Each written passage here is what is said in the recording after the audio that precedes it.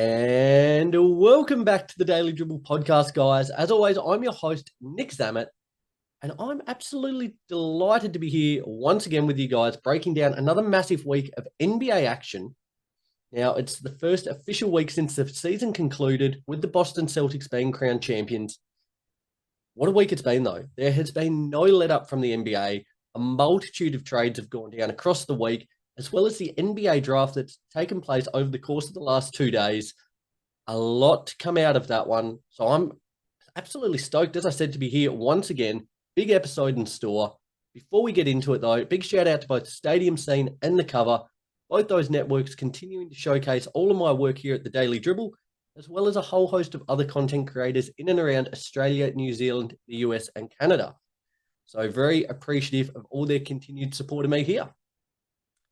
As always, guys, you guys have been absolutely incredible over the course of the last few weeks in terms of your engagement, reaching out, just talking ball. I've absolutely loved every minute of it.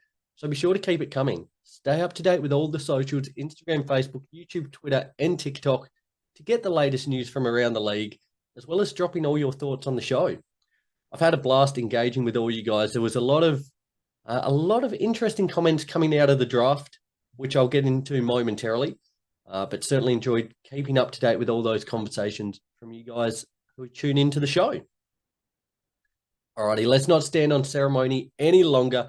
Let's get into some quick odds and ends before rattling off some of my winners and losers from the NBA draft.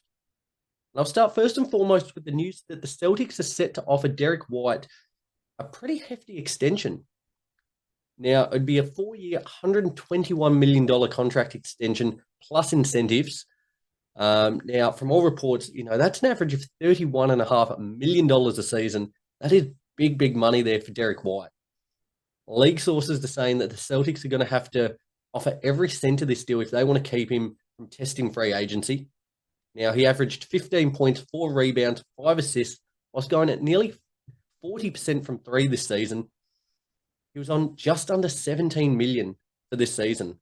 So a jump to 31.5 million is absolutely monstrous. I certainly don't want to say he doesn't warrant it.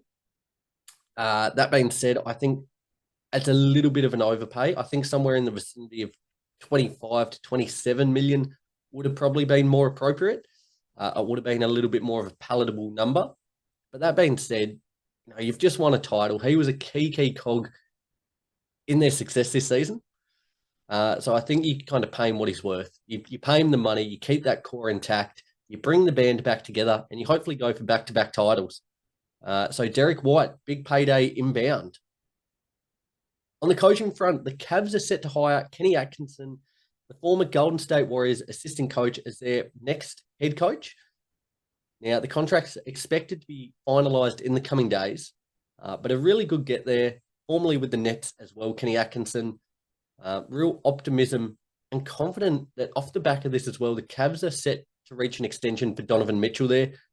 4 years, $209 million, which is fantastic for the franchise. They need to lock down D. Mitch as quickly as possible. He's undoubtedly their cornerstone, their biggest star. And if they want to be successful, it's going to be with Donovan Mitchell at the helm. So some very exciting news there out of Cavs land this week. In other news, the Golden State Warriors are set to offer Paul George a 4-year max contract extension in free agency. Now, should Paul George sign, it would be an absolutely star-studded duo of him and Steph Curry, lights out shooting to say the least. You would anticipate that all the talk is Klay Thompson's leaving, bringing in Paul George. That's a hell of a get. That being said, would this move be enough to get them back into title contention? I personally don't think so. I think to be really competent and to be a title challenging team, you need a really competent big guy. And that is what they're lacking a little bit at the moment. You either go the route of play Draymond Green as a small ball 5 and go all out offense. I don't mind that. But if you look at the teams around the league, the Celtics there, Porzingis, Horford, Embiid with Philly, Denver have Nikola Jokic, Giannis on the Bucks, and Brook Lopez for that matter as well. All these teams that are title contenders have a really solid big guy. I think that's what's lacking there in Golden State at the moment, even if they do bring in Paul George. That being said, it would be super fun to see this duo in action. And I tell you what, it would certainly shake things up. The Clippers would take another step backwards. The Warriors would take a step forwards. Don't know if it would be into title contention, but nevertheless a step forward. So we'll see how that plays out. And if that goes ahead, Paul George to the Golden State Warriors. Guys, let me know what you think of that one. Would you like to see him join the Warriors? Would it be advantageous to the Warriors making this move, or would it kind of give them almost a backward step? We know Paul George has injury concerns. Would there be another player better suited to joining the Warriors? In other news, the Warriors are committed to signing LeBron James on a 3-year, $162 million max contract. Now, this is absurd money. At 39 years old, he'll be on $50 million. At 40 years old, $54 million. And in his age 41 season, $58 million for LeBron James. That being said, when you're arguably the greatest player of all time, you warrant whatever money is on the table. It's now up to LeBron to sign this one.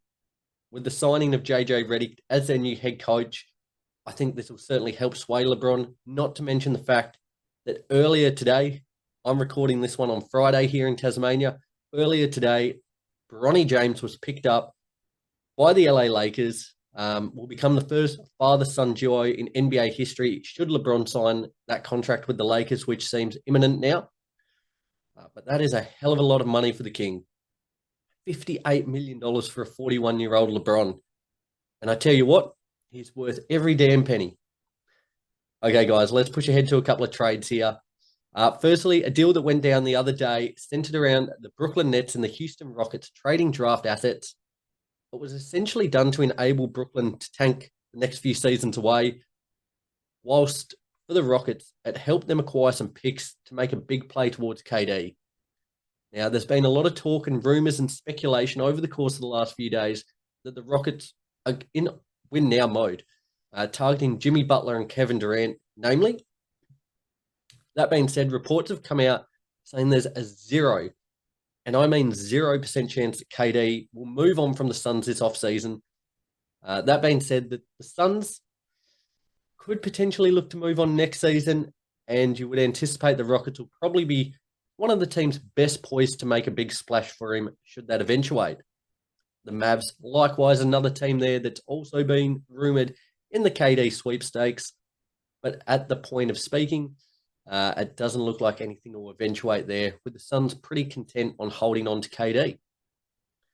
Pardon me.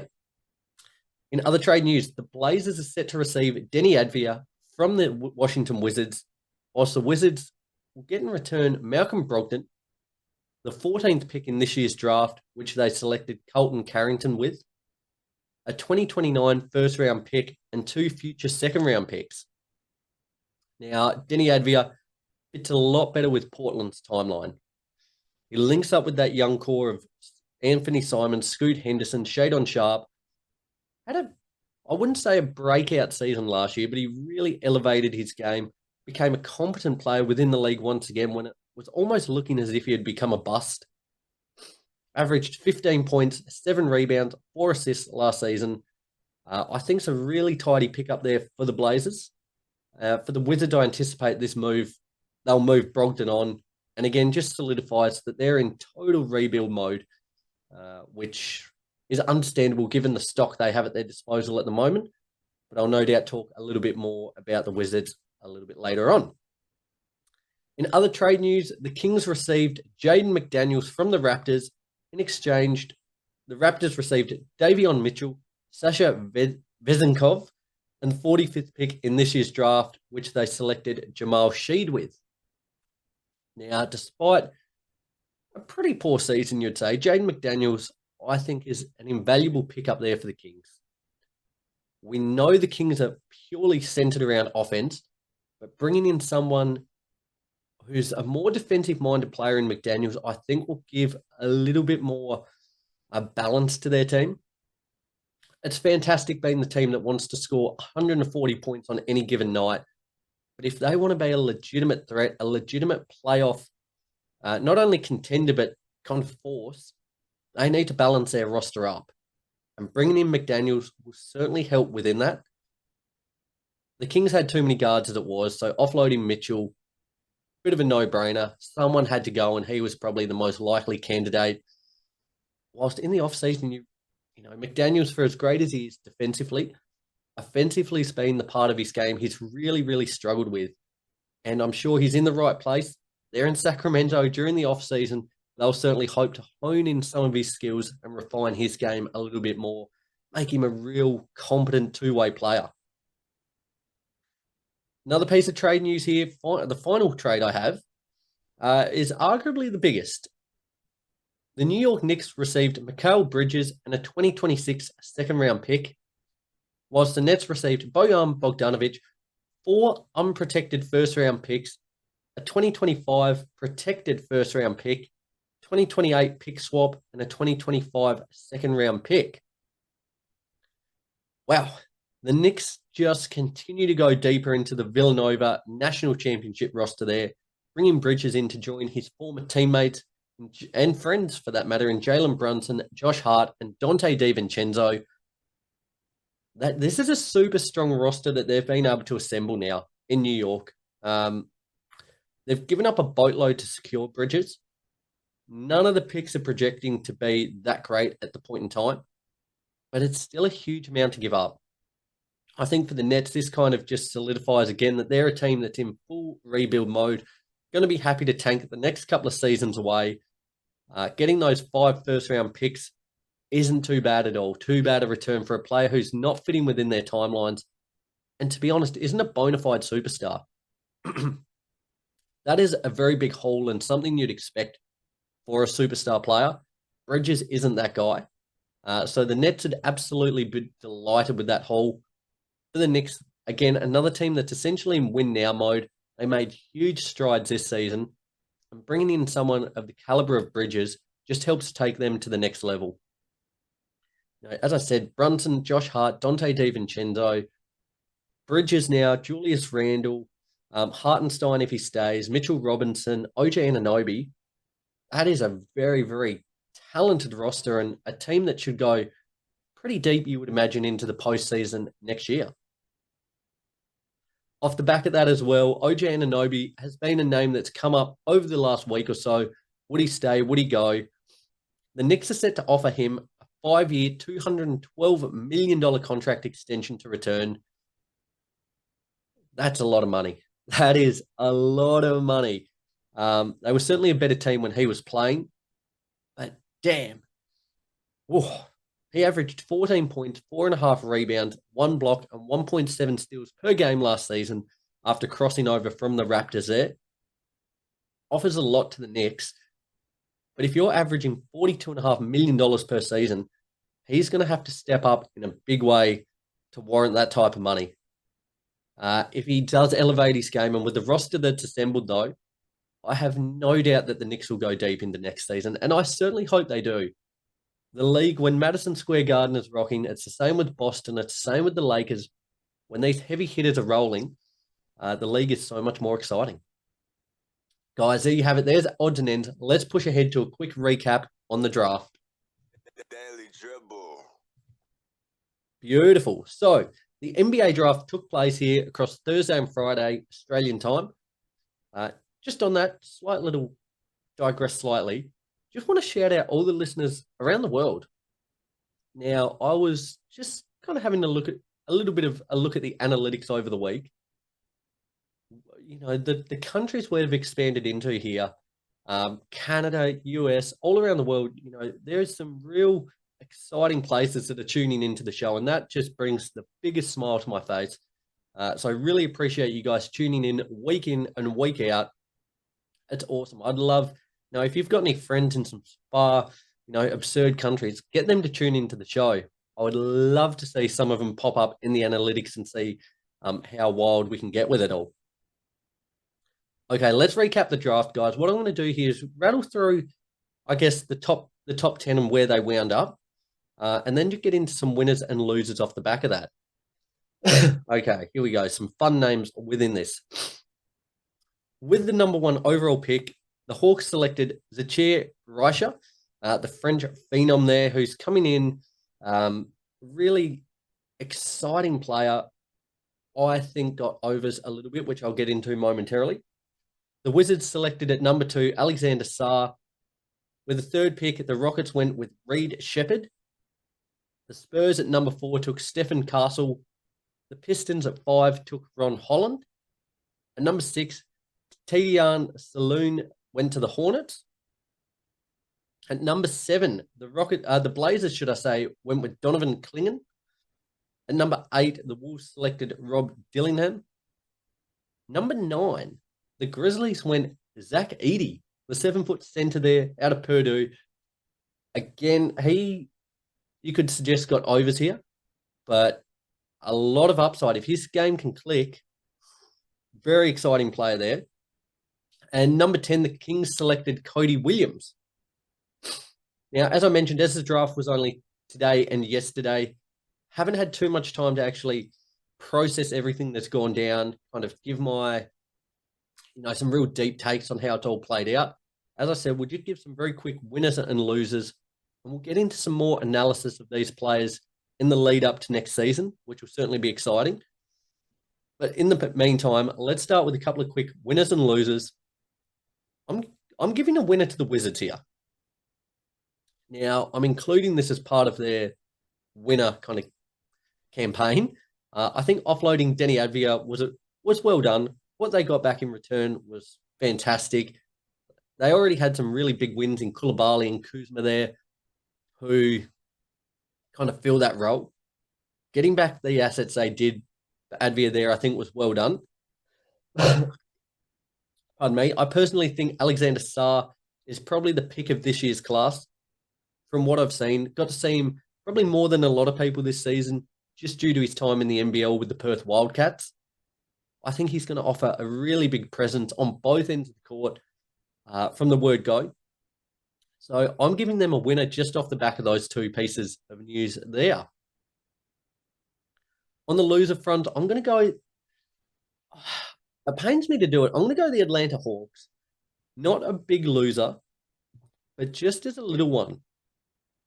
I personally wasn't quite as sold on Zachir Reicher as a lot of people were. I don't think he probably warranted the number 1 pick. I think he could probably, I've seen him anywhere in that top 5. I think the Hawks have probably put overs on him a little bit there. I think they probably could have, they've potentially missed a bit of a trick. They could have slid down the board a couple of spots while still picking him up and receiving better compensation off the back of that as well. Nevertheless, exciting to see how he fits with this team with Trae Young spearheading it there. So I'm giving them a loser, not a big one as I mentioned, but nevertheless, think they've given overs a little bit there. A winner has got to be the LA Lakers. Getting Bronny there with the 55th pick was the big piece. It absolutely was, not just for getting Bronny and the pulling power that has already, but that essentially ensures that LeBron will be staying on as well, which in terms of still the NBA kingdom, LeBron reigns supreme. Not only in terms of his on-court production, but what he brings off-court as well is second to none. So I think keeping him in the purple and gold, getting Bronny, becoming the first father-son duo in NBA history is fantastic. I can't wait to see them share the court together. Also, getting Dalton Netsch at number 17, I think, feels like a steal too. From what I've seen, I thought he was going to be closer to the top 10. But what he'll bring from a three-point shooting perspective is much needed on the Lakers squad. They've really struggled in this regard, even with, D'Angelo Russell, Rui, LeBron having pretty respectable seasons from 3. They still struggle in that regard. So I think getting Dalton there, fantastic. Certainly helps alleviate a bit of the pressure there. Whilst he's also got really good touch around the rim. A player I'm really excited to see out in LA.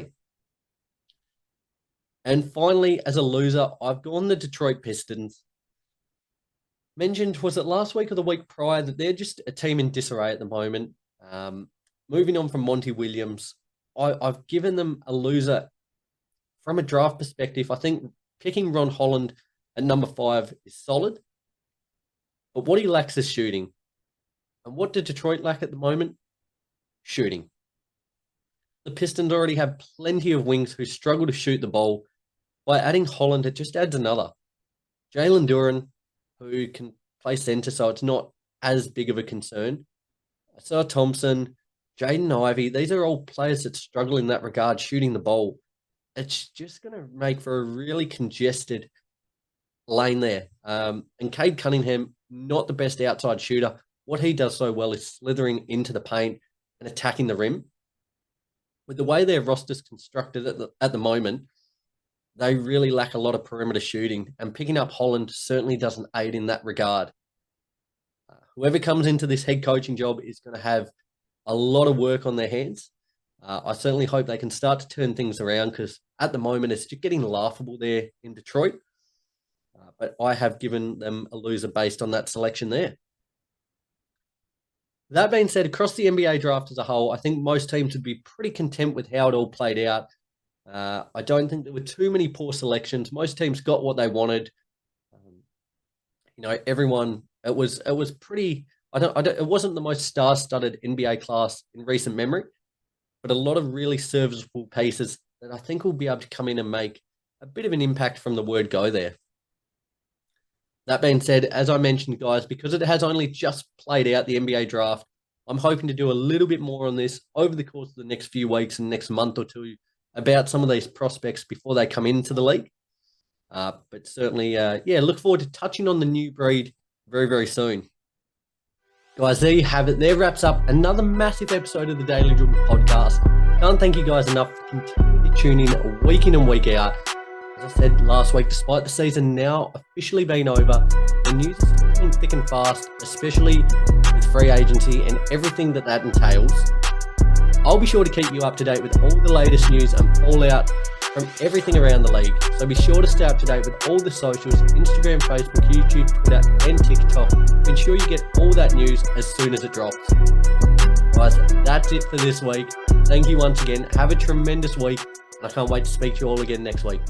Till then, take care.